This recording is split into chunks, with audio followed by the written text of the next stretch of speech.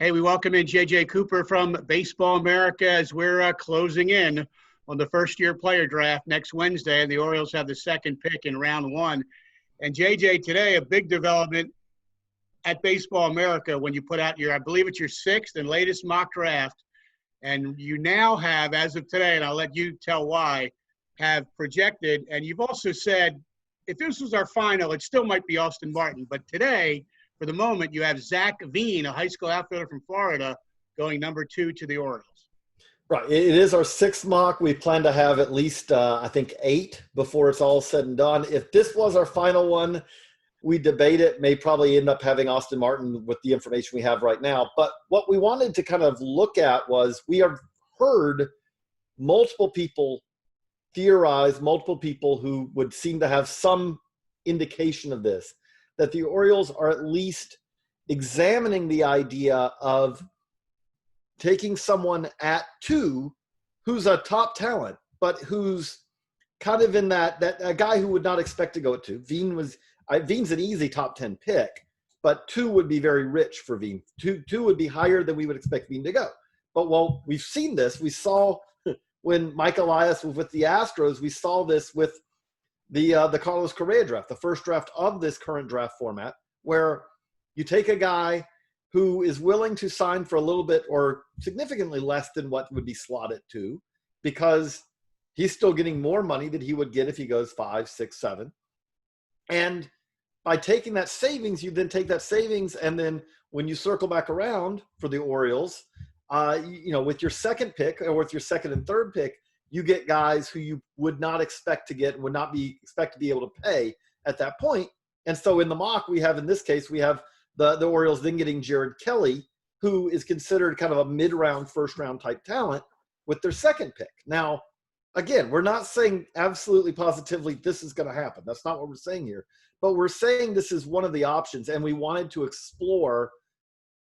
Again, this is a legit rumor that we have heard. If this happened, what would happen with that? And to give an example, again, going back to it, in 2012, the Astros took Carlos Correa, who was not considered the 1-1, likely 1-1, but he was one who was considered in the mix of the top 5, saved some money there, and then they went back and they drafted Lance McCullers Jr., and they drafted Rio Ruiz with supplemental, second round picks. They had more money to spend, and they spent it that way. And in the McCullers case, for McCullers, it's really paid off for them. So that's something that obviously the Orioles could do. At the same time, the other thing they could do is everyone right now, we expect that Spencer Torkelson's going to go 1-1.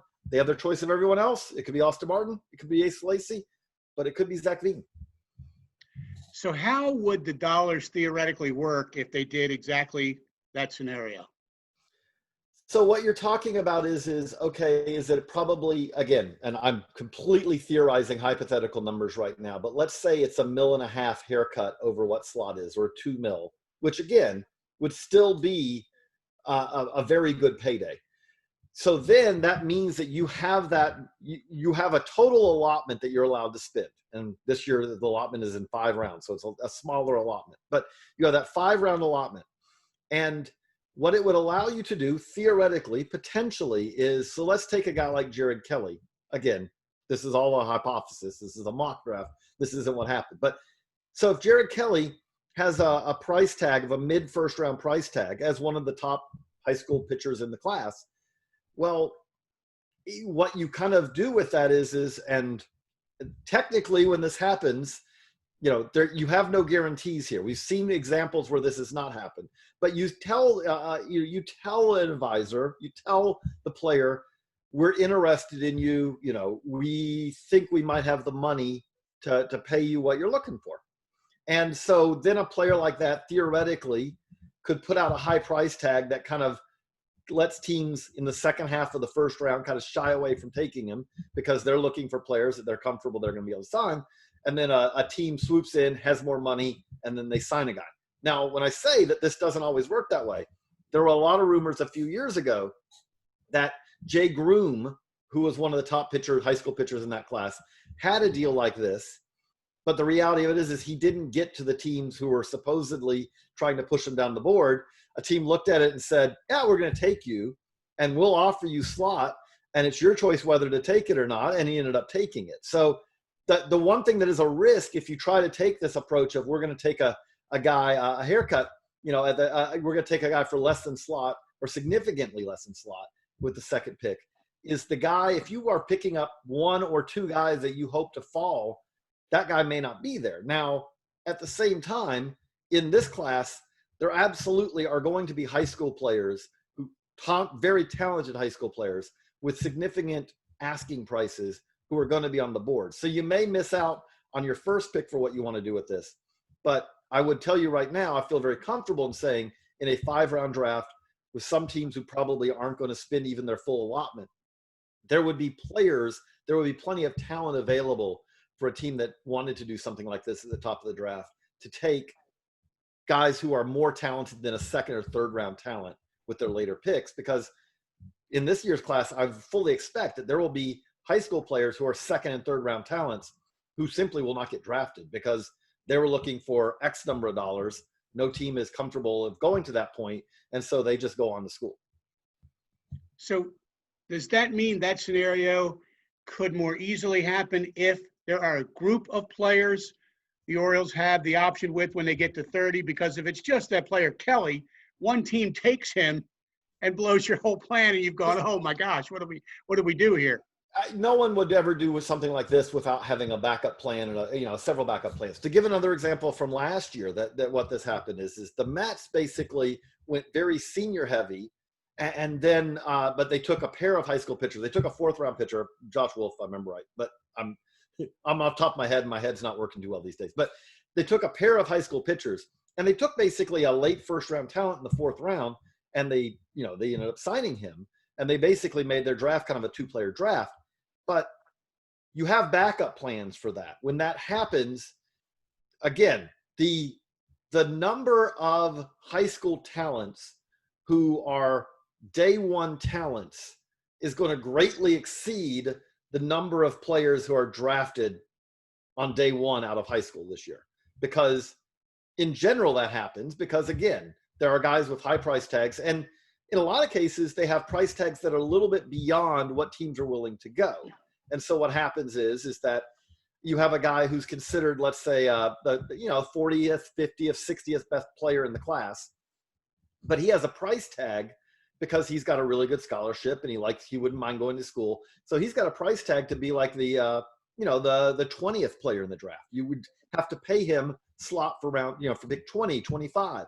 Well, if you have a plan and plan A falls apart, you can always circle back to plan B or plan C or plan D, because there's going to be plenty of guys with high price tags who are probably going to school who may be able to change their mind if you're able to give them the money that they're looking for.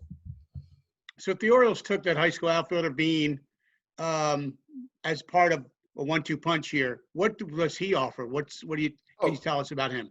But one of the best high school bats one of the best bats in the class. So you're talking about a lot of upside. You're talking about a guy who, the 2020 season will always be this aberration that was very weird. But Dean was in Florida, so teams got to see him a lot, and teams noticed how well he was swinging the bat, how he seemed to have gotten better. There was a lot of things there where you say he had a lot of helium.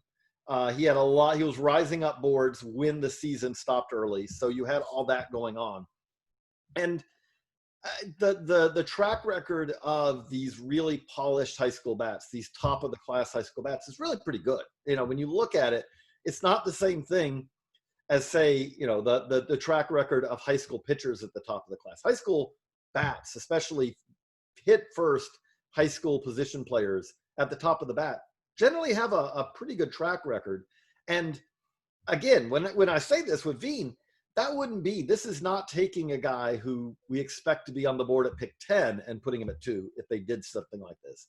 It's taking a guy who we wouldn't be shocked to see taken off the board at pick 4, pick 5, pick 6, 7 kind of maybe being his floor going at pick 2. So it's not something where it's kind of much like, again, to use the Carlos Correa example from 2012, which I bring up because Orioles GM Mike Elias was part of the group that picked Correa. Everyone thought Carlos Correa was one of the top players in that class. And in hindsight, he's been better than the guy Byron Buxton, who was considered the top prospect in that class. But at the same time, by taking him 1, Carlos Correa was happy to go 1-1, which, by the way, there is some prestige of going 1-1. But on top of that, he was happy to sign for well less than what the 1-1 pick is offered, because he had that certainty of getting a big payday, not that risk. Because, the reality is if you go pick 7, let's say Zach Veen's floor is 7, even if the team at 7 says we're going to give you full slot for the allotment at 7, you're going to make less than you make giving a bargain at pick 2. Very interesting. So, JJ, if it does turn out to be Austin Martin, who up until today it seemed like everything's pointing to that, and that still could be the guy. We've read a lot about him. You guys have written a lot about him. What would you put on some tool grades on this guy, 2080? The best attributes for Martin, the hit tool is one of the best in the class. I think we put a 7 on it. So it's one of the, we're projecting him as a future 300 type hitter in the big leagues.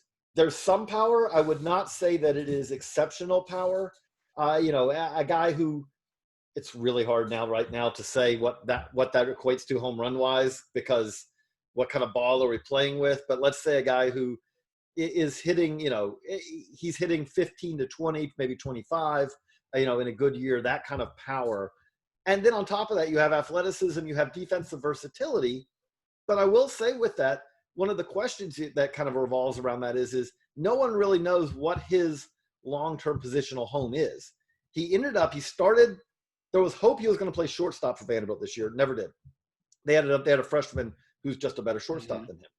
There was thought he was going to be their third baseman, but very quickly this season, he turned into their center fielder.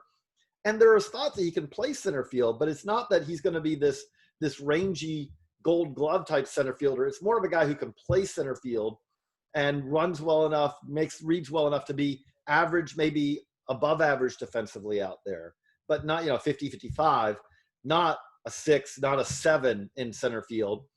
If he stays in the infield, second base or third base, and again, there you're probably looking at average defensively, you're hoping. The arm isn't, he's had some accuracy issues at times. There's a lot there. You just put it all together where it's like there's a lot of versatility. You could absolutely move him around. But again, when you say the questions, if there are some, there's some certainty when you have a guy who said, okay, this guy's going to be a plus defender at this position, and this is where he's regularly played. There's always some comfort with that compared to this guy's played a lot of positions, but he's yet to show that he's mastered any of them, partly because he's played a lot of positions. The versatility is a plus. The fact that he hasn't mastered a position yet is maybe a little bit of a detriment there too. And really, I think that comes back to a little bit to organizational philosophy. I'll give the Cardinals are an example of a team. If the Cardinals are a team that takes Austin Martin, they're a team that they have the track record over the years where you could say, absolutely, they feel comfortable. They're going to pick a position for him or a couple of positions, and they feel like that their development, they can make him into an average or above average defender at whatever position they pick, because they've done that year in, year out. There are other organizations that more of, we're going to take the bat, we may move him around, or we may put him at a less important defensive position because we want the bat to move so quick. There's some organizational philosophy that ties in where Austin Martin's going to play in the long term. Well, it's going to be fun to watch all this unfold. As it's been said by others, we have real stuff to talk about. We're not watching a game from 20 years ago or talking about an all-time team. We're talking about real-time prospects and players who will be going to organizations next week, and the Orioles will be right in there at number 2. So it's going to be fun to watch.